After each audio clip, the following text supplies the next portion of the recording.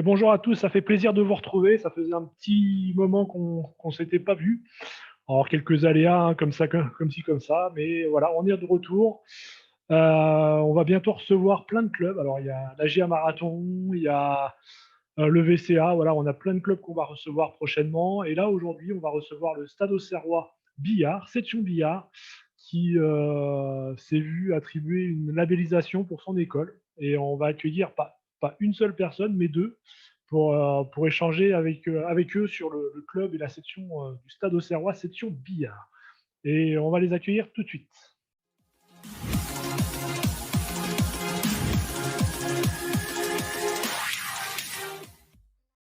Eh bien, bienvenue à vous deux sur Zoom sur le sport auxerrois.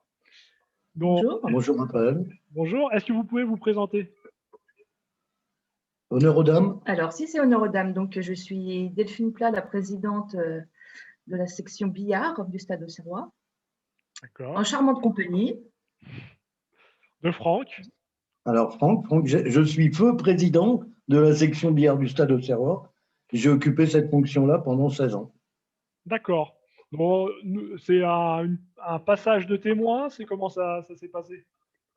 C'est pour me permettre de pouvoir continuer dans le billard à un autre niveau. D'accord. À un autre niveau, tout en ayant une activité un peu plus particulière au sein de ma section, c'est-à-dire d'être un peu le développeur de la section. Voilà. D'accord.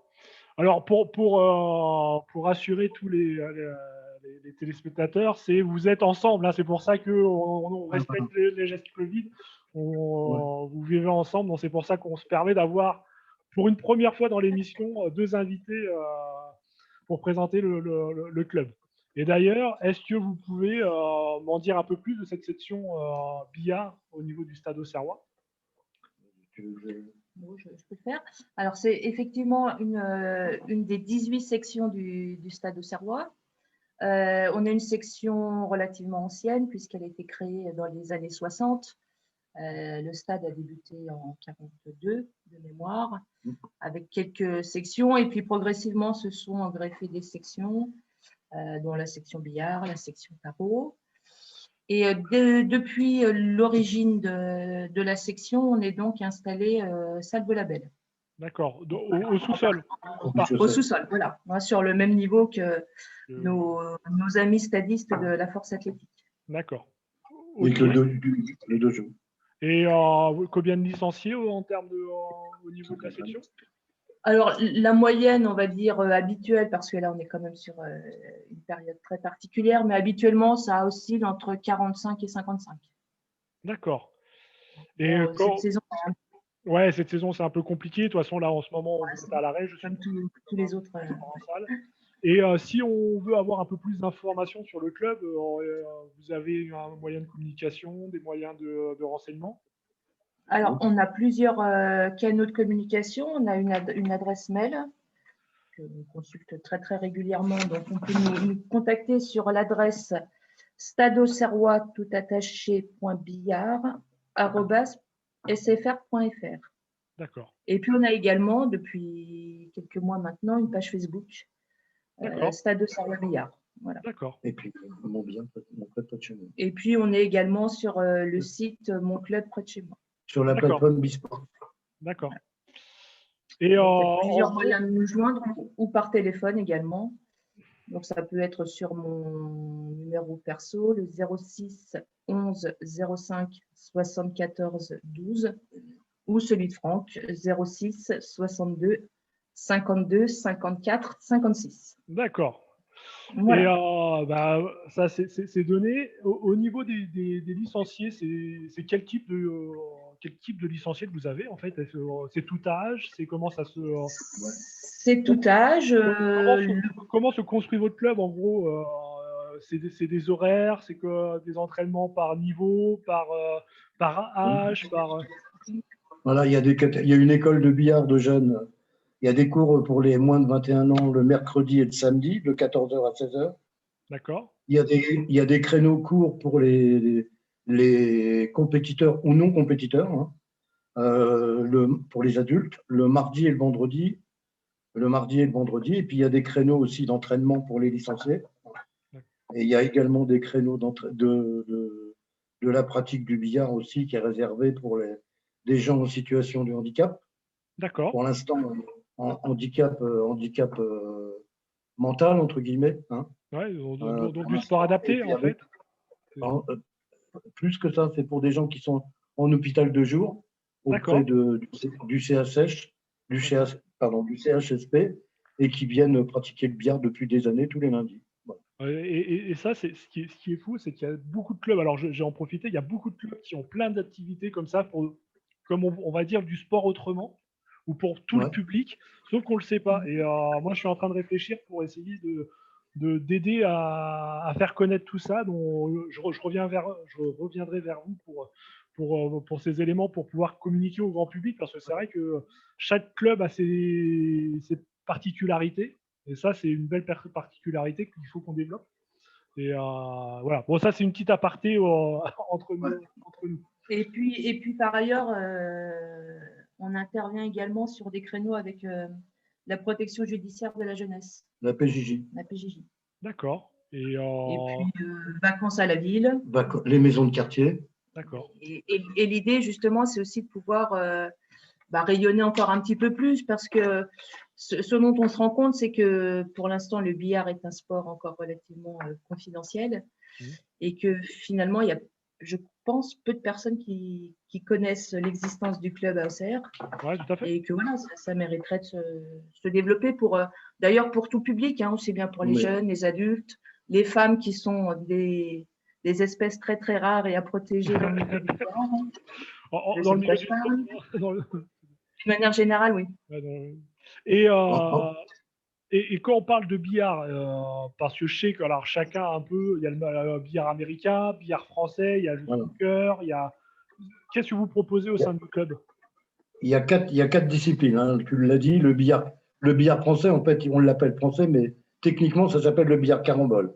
Il y a le snooker, le blackball, c'est le billard anglais, et puis le billard américain. La section du stade ne se pratique que le carambole. Parce qu'on n'a pas de place, on est tenu. Une table de billard, ça fait presque 3 mètres de long. Il y en a même qui dépassent 3 mètres de long. Donc, avec une queue de billard qui fait 1,40 m de chaque côté, tu vois la pièce qu'il faut. Et puis, dans la largeur, la largeur d'un billard, c'est la moitié de la longueur. Donc, il faut pour une aire de jeu de billard, pour un billard, c'est 4,50 m par 6. Donc, ça veut dire que c'est pour les non-initiés, le billard carambole, c'est ça? C'est quoi? C'est 2 boules rouges, une boule blanche, c'est ça? Deux boules blanches, une boule rouge. Ah, je me suis trompé. Voilà. Il y a une des deux blanches. La gaffe. Il y a une des deux blanches qui est matérialisée par un petit point pour la différencier de boule blanche. Et le but, avec une de ces deux billes blanches-là, pour valider un point, avec sa bille d'appartenance, il faut toucher les deux autres. Et tant que tu restes dans une dynamique comme ça, tu continues. Quand tu n'en touches qu'une ou que tu n'en touches zéro, la main passe. D'accord. Et tu marques le nombre de points en fonction de... si tu touches les deux boules, non, tu marques un point à chaque fois, dans tous les modes de jeu. Par contre, ce qui est déterminant dans le nombre de ton adversaire, il y a des catégories, quoi. Hein. Et plus tu évolues dans une catégorie, plus tu joues de points. Hein. Plus tu as points réalisés pour atteindre ton objectif. Ça veut dire que la partie se finit quand, en gros, quand un joueur arrive un des deux adversaires a terminé le total des points. D'accord. Et en fonction comme tu dis, en fonction du niveau, ça peut être en fonction de sa catégorie. C'est ce premier arrivé à 10, à 11, à 15, c'est ça? Voilà. Okay. Mais bon, alors, ça, c'est le côté plutôt compétition. Par contre, maintenant, ce n'est pas un changement radical de position de la PD, ni des intervenants PD, parce que par ailleurs, je suis instructeur fédéral et je bosse avec la DTN. Pas dans l'élaboration de programmes, mais je forme des formateurs. Je forme des formateurs également, des animateurs de club, et je fais partie du jury pour évaluer les DFI, les initiateurs, tous les initiateurs billard. Donc, en fait, on travaille surtout là-dessus, sur la mise en place d'ETR au niveau de toutes les régions. D'accord. Et puis pour essayer de développer un petit peu, beaucoup plus, le billard loisir. Ouais. Le billard loisir, et après, si on développe le billard loisir, il y en a une partie de ces gens-là qui font de la compétition. Alors que classiquement, avant, dans les clubs de billard, dès que tu mettais le pied dans le club, on disait faut que tu passes de la compétition. Et vu les difficultés techniques qu'on peut rencontrer, qui pouvaient surtout rencontrer à cette époque-là, les gens, il y avait un taux de turnover énorme. Ouais, Les gens, ben oui, on n'arrivait pas à les mobiliser autour d'un projet de compétition. Hein, en fait, il y avait un appel d'offres, il y avait une offre de service qui était valable que pour ceux qui voulaient faire de la compétition. Ceux qui voulaient venir comme ponctuellement dans le temps, ceux qui venaient faire leur partie de billard dans les bars, parce que c'était joué dans les bars, une fois par semaine, le jour du marché. En fait, quand on est venu dans les clubs, on a perdu tous ces gens-là. Tous ces gens-là, on les a tous perdus. Ce qui fait qu'un billard, on est une fédération qui a 16 000 licenciés. Ouais. Et alors que au niveau français, de recenser, il y a plus de 2 millions de pratiquants de billard. D'accord. Hein, d'accord, donc, il y a une coupure entre le loisir et vraiment le monde compétitif. Et entre cette potentialité de gens-là, qui jouent un petit peu au billard chez eux, etc., et ceux qui sont dans les clubs, c'est là-dessus qu'il faut travailler, donc c'est sur le loisir. C'est une vraie demande. Et c'est vrai que dans les pays anglo-saxons, le billard est hyper développé et passe régulièrement à la télé. Alors surtout le billard, le snooker, je crois, qui passe énormément à la télé.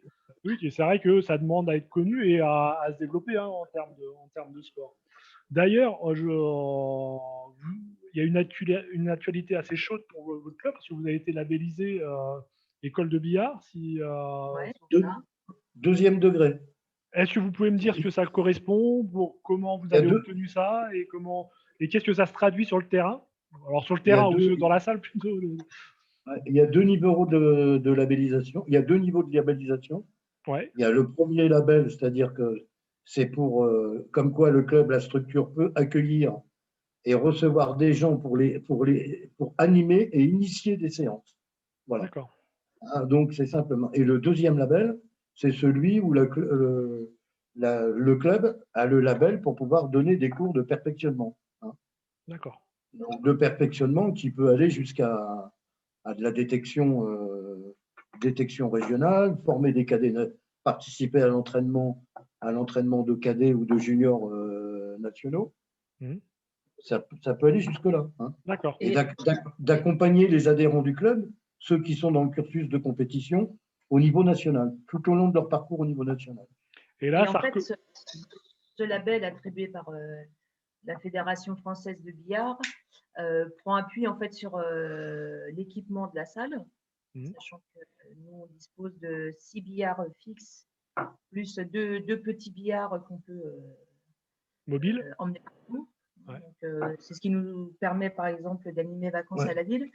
Et puis la Fédé regarde également le niveau d'encadrement, donc le nombre à la fois d'encadrants et puis leur qualification. Leur qualification. Ok. Et en ce moment, vous avez combien de licenciés jeunes Là, l'école de billard a pris une sacrée. L'école de billard de jeunes a pris une sacrée claquette. Hein. Ouais, alors on parle en temps normal. On a une dizaine de jeunes. Ouais, une dizaine de jeunes. Ça veut dire que ça fait à peu près 20% de l'effectif. Ouais, à savoir qu'il y a eu un moment, dans les années, je reprends dans les années 90, il y avait 50% des licenciés qui avaient moins de 21 ans. D'accord. Et il y avait un permanent qui était au club. Ouais. Il y avait quelqu'un qui était permanent qui était au club, qui était chargé d'accompagner ces gens-là, qui s'est formé en même temps qu'eux. Et ce qui fait que dans le projet sportif, ça va un petit peu dans le cadre de la présentation du club, quoi. On a été meilleur club, meilleure école de billard au niveau national dans l'année 90. D'accord. Hein, on avait quand même 4 joueurs qui évoluaient en cadet national et 4 autres joueurs qui étaient juniors espoirs. Là, l'objectif, c'est d'aller à ce niveau-là ou c'est… L'objectif, il est beaucoup plus mesuré, entre guillemets. C'est plutôt essayer de trouver une offre de service propre à chaque public qu'on veut recevoir. C'est-à-dire la compétition, le loisir, la pratique féminine, le sport adapté, le handi-billard également, le sport sociétal, quelle est la place du billard dans la société, hein, avec la PJJ, les centres de réinsertion, pourquoi pas s'il y en a, des choses comme ça. pourquoi pas avec le milieu carcéral si c'est possible, Le pourquoi, monde de l'entreprise. voilà, le monde de l'entreprise, essayer de faire baser des partenariats avec des comités. Parce que maintenant, également, la fédération et ses responsables ont fait un partenariat avec la société Decathlon Ouais. qui ont pallié à un problème qu'on rencontrait beaucoup, c'est-à-dire qu'on n'avait pas de billard amovible. Mm. C'est-à-dire que là, maintenant, pour un produit de 500 et quelques euros, 550 euros, on peut avoir des billards plus petits format, mais démontables. On en met un dans un break, on en met deux dans un break. Et Ouais, par exemple, s'il permet d'amener la pratique voilà, au où elle se public, situe. plutôt que d'aller chercher le public, Voilà. c'est plus facile à l'amener et à faire découvrir le sport et premier pour temps. ensuite, dans un premier temps. D'accord. Ça peut être comme pour Vacances à la ville, par exemple. On fait Vacances à la ville depuis longtemps. On le faisait au club de billard. Ben, en fait, là, depuis peu, ben, on le fait depuis les vacances d'octobre. On a commencé à les faire, aller où il y a des sportifs, dans un complexe sportif. Hein, et on fait Vacances à la ville au complexe sportif Serge Maisonnès, en partenariat avec la ville d'Auxerre. Voilà. Ok. Et là, en ce moment, dont le club est à l'arrêt, je suppose, où les activités sont à l'arrêt. Après, les projets avancent. Hein, c'est comme dans tous Bien les sûr. clubs. Ben, Les dirigeants sont encore partie prenante et lancent des projets. Mais c'est vrai que voilà. C'est quoi votre plan de reprise là? Vous avez réfléchi à des choses déjà quand les possibilités vont pouvoir s'offrir à nous de reprendre des activités? Bah, l'idée, c'est à la fois de pouvoir reprendre la pratique, donc en respectant les souhaits de chacun en termes de niveau, plutôt reprendre pour le plaisir, le loisir, ou plus pour retourner à la compétition. Et puis, un autre point qui nous semble important, c'est également tout ce qui est relatif à la convivialité. Ah bah oui, oui. Et comme là, ça fait très longtemps qu'on ne s'est pas tous réunis, je pense que ça va être aussi voilà, à la fois des moments de retrouvailles dès qu'on le pourra. Ouais, Ouais, parce que en respectant les gestes barrières surtout. Hein. voilà, une des particularités du billard, une des grosses particularités du billard, c'est que c'est une pratique intergénérationnelle. Tout à fait. Moi, quand les parents ils me demandent à quel âge mon fils il peut jouer au billard, je leur dis 1m30. Hein, c'est le problème de taille, l'adéquation taille ou de grandeur pour pouvoir tenir une queue de billard correctement et puis pouvoir pratiquer, s'amuser. Et puis ça va jusqu'à 90 ans. Ouais, Et ça veut dire que aussi, où ça revêt encore le côté intergénérationnel, c'est quand un gamin de 10 ans, il peut jouer contre un papy de 90 ans. tout à fait. Même en compétition, même en compétition. D'accord. Ah ouais, même en Ça peut compétition. aller jusque-là. D'accord. Donc il y a des valeurs propres au billard. On se retrouve dans une même salle, dans un même niveau de pratique parfois. Des gens qui ont 80 ans et plus, des soixantenaires, des gens qui sont dans la population active, et puis des jeunes. Ah, c'est super. Donc c'est une richesse associative énorme, et c'est ce potentiel-là qu'on va essayer de travailler à travers les différentes pistes des différentes offres à proposer. Et c'est vrai que c'est une chose qu'on ne voit dans peu de sports au final, parce que souvent, c'est très très rare. De tête comme ça, je vois pas qu'il y a autre sport peut proposer en termes de compétition. Alors je sais que par exemple au tennis de table, il y a certains jeunes qui peuvent jouer avec des adultes s'ils sont classés, mais c'est pas aussi avec cet écart d'âge possible. Bon, c'est bien, c'est original. Ça peut aller jusque-là pour un maximum. Hein. Ouais, tout à fait. Est-ce que vous avez pensé à prendre l'objet insolite ou l'objet qui représente votre sport le plus votre sport? On a des billes, on a une queue de billard. J'ai une queue de billard et un jeu de billes. Eh ben vas-y, et si tu peux nous la montrer. Je t'en prie. Ah bah ouais, non, en tout bien, tout honneur, hein, bien sûr.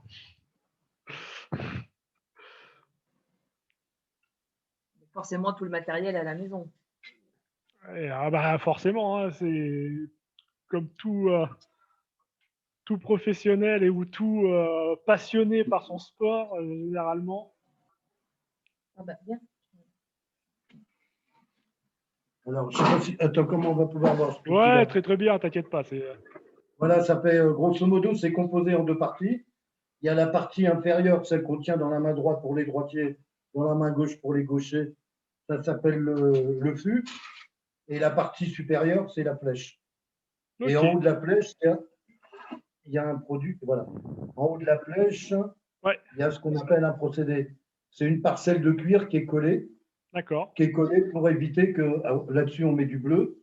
pour éviter que la queue glisse sur la bille et que ça passe des grosses queues. D'accord. Les jeux de billes, c'est ça. Voilà. Donc, les 3 fameuses billes. Donc les fameuses billes, il y en a une blanche qui a un petit point, on le voit ou pas? Ouais, c'est vrai.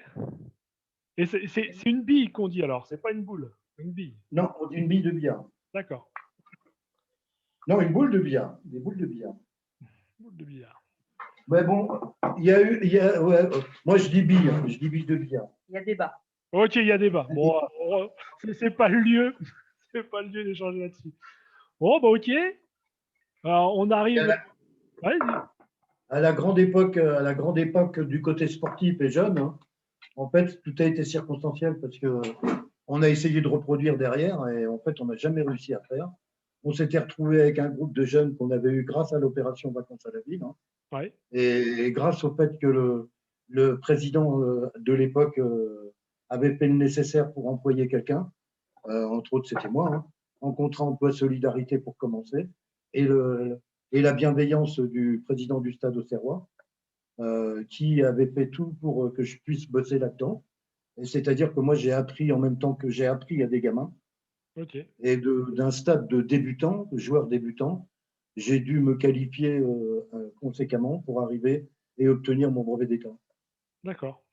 Donc, et à cette époque-là, dans les années 90, au bout de 2 ans de temps qu'on avait des jeunes au club, je dis, on en avait 4 cadets qui étaient au niveau national et 4 juniors. Et après, en 2006, on a eu un champion de France cadet et un champion d'Europe cadet. Et on a tous 5 gamins qui ont participé à des compétitions internationales. D'accord. Ouais, donc grosse histoire du club. Avec Mais aussi, je me rappelle, parce que quand j'ai donné ma démission, quand je ne me suis pas représenté, j'ai pas démissionné, je ne me suis pas représenté, j'étais au bout de mon mandat.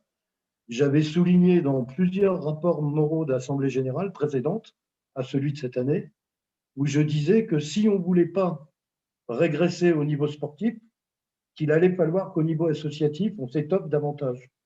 Et on n'a pas réussi à s'étoffer spécialement au niveau associatif, et par voie de conséquence, on a régressé au niveau sportif. Donc en fait, les deux, par exemple, quand on organisait des championnats de France à Auxerre, on était 50 adhérents, licenciés, une cinquantaine. Le jour où on organisait un événementiel, il y avait 70% des gens qui étaient au club pour donner un coup de main. Ouais, tout à fait. D'une façon ou d'une autre, la logistique, le sportif. Ouais, tout à fait. On a organisé un championnat de France pour les moins de 19 ans. Je ne me rappelle plus en quelle année, c'était en 2007, 2008. Ouais, 2006, 2007 ou 2007, je crois. Dans les Hauts-d'Auxerre, au complexe René Yvaubin, qui était à l'époque nommé autrement. Et c'est un championnat qui durait sur 3 jours. On a réussi à avoir plus de 800 spectateurs sur 3 jours. D'accord. On a créé un événement de toutes pièces, en sollicitant tous les scolaires avec entrée gratuite pour ce championnat-là dans tous les cahiers de texte de tous les collèges et lycées le jeudi qui précédait le championnat. D'accord. Avec une couverture journal, radio, de l'époque, hein, parce qu'il n'y avait pas tous les médias qu'il y avait actuellement à disposition. En tout cas, on ne s'en servait pas. Et puis, ça a été un gros succès, ce qui a fait qu'on a pu redorer notre blason. Et voilà. Hein. Ouais, bah on a une salle de pratique qui est refaite toute neuve. Qui est refaite à neuf. On a profité du Covid pour refaire tout ce qui est. On a mis un gros billet de notre trésorerie dedans. D'accord. Hein, parce qu'on a quand même conscience que la salle, elle est pas. On est occupant à titre gratuit. Hein. Le locataire, c'est le Stade Auxerrois. D'accord. Et le propriétaire, c'est la ville d'Auxerre. Ouais, tout à fait. Donc, on a l'occasion de pouvoir bénéficier de cette salle-là sans payer de fluide, sans payer de loyer, ce qui n'est pas valable pour beaucoup d'autres. Il y a beaucoup de clubs qui sont dans des salles municipales de plus en plus. Hein. Mais on voit des choses des fois. Eh ben, on viendra vous rendre visite parce que voilà, petite info qu'on lance au niveau de l'Office municipal des sports, c'est qu'on va faire des petites vidéos aussi. On va partir à la rencontre des clubs, dont on viendra vous voir et voir les travaux de la salle et tout ça quand on pourra, hein, bien sûr. Mais voilà, on est parti pour aller vous rendre visite et puis pour aller un peu aux rencontres des clubs. D'ailleurs, on part. Hein? Il ne faudra pas oublier de demander à la présidente qu'elle vous fasse une démonstration. Non, mais avec plaisir. Et d'ailleurs, je m'essaierai, je tenterai avec mon pauvre niveau de billard d'essayer de. Je pense qu'on a à peu près le même niveau. Tu sais ce qu'elle dit, Raphaël, Ah, quand elle lui dit, parce que les gens sont surpris qu'elle joue au billard, qu'elle ne joue pas au billard, on peut, et qu'elle soit présidente d'un club de billard. Et alors, tu sais ce qu'elle leur dit? Il faudrait que je connaisse quelqu'un qui puisse m'apprendre à jouer quand même. ah, j'ai une bonne adresse pour ça, apparemment. C'est vrai, tu connais quelqu'un? Aïe, aïe, aïe. Bon, Ouais, on arrive. je viens de dire un gros mot, il faudra le couper. Ouais, bon, c'est pas grave. En tout cas, on vous accueillera avec plaisir pour Voilà. un petit reportage vidéo. Ouais, avec plaisir. Bon, on arrive à la fin de notre échange. Ouais, tu pourras nous dire si on est sur la bonne piste au niveau du loisir. Ouais, pas de souci.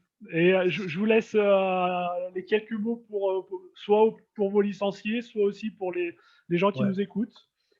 C'est à vous de conclure.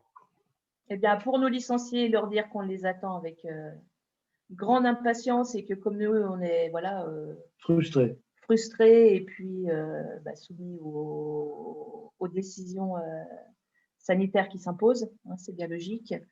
Et puis dire à tous les autres qu'on les recevra avec grand plaisir dès que possible. Voilà. Et une fois encore, hein, c'est vraiment ouvert à toute personne de tout âge, jeunes, un petit peu moins jeunes, un peu plus vieux, les hommes, les femmes, pas de… Voilà, une porte qui est grande ouverte à tout le monde. Et le message est passé. Merci à vous deux. Merci beaucoup, Merci Raphaël. à vous. À très vite. À bientôt, Raphaël.